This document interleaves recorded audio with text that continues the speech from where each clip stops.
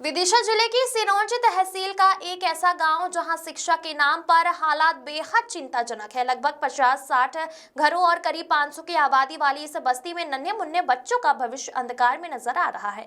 वजह यह है कि यह स्कूल तो है लेकिन भवन नहीं। बच्चों को खुले आसमान के नीचे मैदान में बैठकर पढ़ाई करनी पड़ती। प्रदेश और केंद्र सरकार भले ही शिक्षा को बढ़ावा देने के दावे कर रही हो और जगह जगह सांदीपनी स्कूल खोले जा रहे हों, लेकिन ग्रामीण हकीकत इससे बिल्कुल उलट है।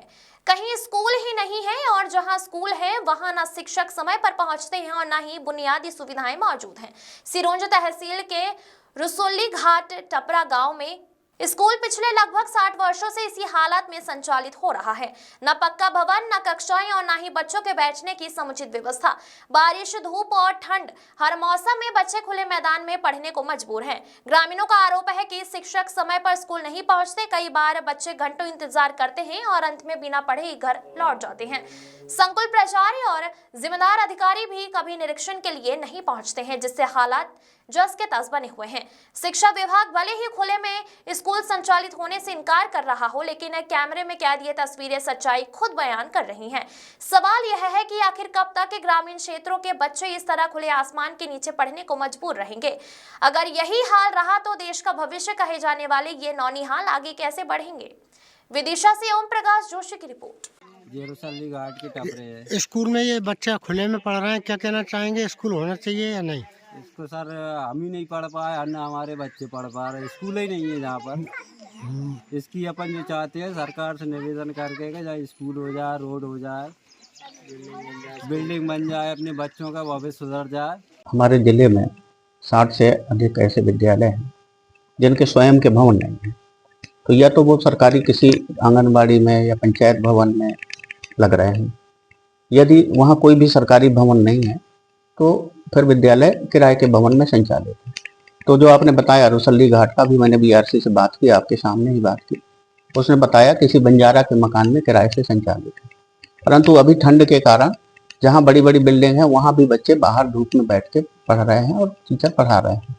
तो वो हो सकता है कि धूप में बैठे हों, लेकिन कहीं पर भी जिले में एक भी विद्यालय ऐसा नहीं है जिसका या तो किराए का भवन होगा या कोई शासकीय भवन होगा या विद्यालय का स्वयं का भवन होगा।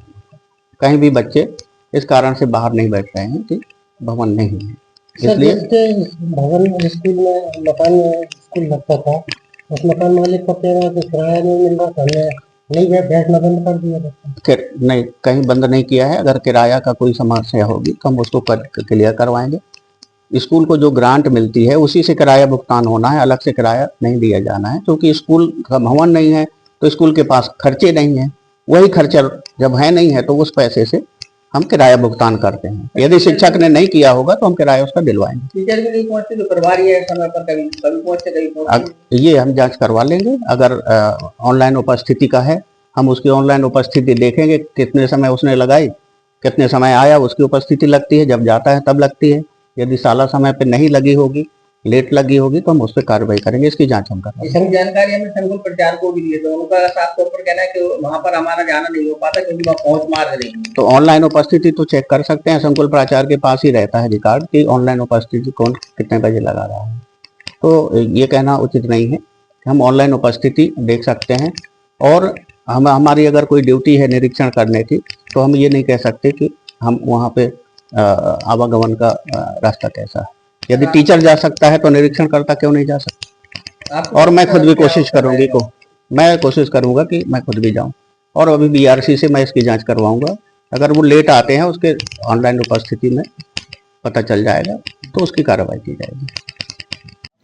क्या नाम है आपका और आप कौन सा गाँव है? ये बच्चे खुले में पढ़ रहे हैं, क्यों पढ़ रहे हैं और आप किस पोस्ट पे हैं? जी, मेरा नाम आशीष मेहरा है। मैं प्राइमरी टीचर हूँ, यहाँ पे स्कूल का प्रभारी भी हूँ। लेकिन यहाँ पर बिल्डिंग नहीं है, इस वजह से बच्चों को समस्या आती है और रास्ता भी नहीं है, इस वजह से हमें भी समस्या आती है। गर्मियों में भी समस्या रहती है, लू चलती रहती है तो उसमें खुले में कभी कभी दहलान में पढ़ाते हैं, बाकी टाइम खुले में, सर्दियों में बाहर, और पेड़ के नीचे गर्मियों में थोड़ा बहुत ठंडक रहती है, उस वजह से बाहर भी पढ़ाते हैं, है ना। लेकिन इस वजह से क्या प्रतिकूल प्रभाव पड़ता है इस बच्चों पर और हमें भी समस्या आती है। कितने टीचर हैं स्कूल में? 2 टीचर हैं। एक टीचर और कहाँ पे? एक टीचर अभी बाहर है, किसी कारणवश वो नहीं आ पाया अभी, तो नहीं, कब से नहीं आ रही हैं? कल परसों से नहीं आ रही। बच्चे कितने हैं? बच्चे 11 दर्ज हैं, बाकी संख्या अधिक है। आंगनबाड़ी दूर होने के कारण सभी बच्चे यहीं आते हैं। संख्या कितनी है? बच्चों की संख्या टोटल मिला के तो 20 से ऊपर है, लेकिन जो 11 दर्ज हैं स्कूल में बस। अभी तो हमने आके देखा था यहाँ पे स्कूल नहीं लगा था, आप भी नदारत थे, कहाँ थे आप? लापता थे। सर मेरे थोड़ा सा जो है प्रभारी हूँ, तो इस वजह से मुझे स्कूल के काम से बाहर था मैं थोड़ा सा। जो मैडम नहीं आ रही हैं उनने कोई एप्लीकेशन दी है, किस कारण नहीं आ रही हैं? अब वो जब कभी रहता है तो वो एप्लीकेशन भेजती हैं। अभी भेजी है उन्होंने? अभी शायद उन्होंने ऑनलाइन ही लगाई होगी CL। अब जैसे खुले में पढ़ा रहे हैं, कितनी सालों से पढ़ा रहे हैं, पढ़ाने में कोई दिक्कत परेशानी नहीं आती होगी? आती है सर, परेशानी आती है। जैसे अभी बारिश में तो और ज़्यादा आती है। अब गर्मी और सर्दी तो अपन जैसे तैसे निकाल भी लेते हैं, बारिश के टाइम में बहुत ज़्यादा समस्या आती है। इसके बारे में आपने किसी आपके वरिष्ठ अधिकारी जो होते हैं उनसे कहा? जी सर, कहा है। और पहले भी कई बार जो है अधिकारी भी आए हैं यहाँ पर, शिक्षा विभाग से ही आए हैं कुछ लोग। एक बार नामांकन के तहत, जब पिछले साल 0 नामांकन था, तब भी BOBRC सर आए थे। कभी आप आते हैं, कभी नहीं आ पाते। आपका मतलब कई बार आपको यहाँ नहीं आ पाते हैं, इसके बारे में आपका क्या कहना है? सर समस्या बहुत आती है, मैं भी कई बार गिर चुका हूँ। और अगर बाइक से आते हैं, कभी कभी बाइक भी फंस जाती है। अभी रिसेंटली ये 2-3 बार फंस चुकी है। और खेतों में पानी चलता है तो चल भी नहीं पाते हैं, और हमें आदत नहीं है इस तरीके के रास्तों पे ज़्यादा चलने की, तो बहुत समस्या रहती है। नदी बाहर पड़ी रहती है, भरी रहती है अभी, तो वहाँ पे पानी कमर तक आ जाता है, तो नदी में से आना पॉसिबल नहीं हो पाता, खेतों में से आना पड़ता है, जो कि रास्ता बिल्कुल नहीं है।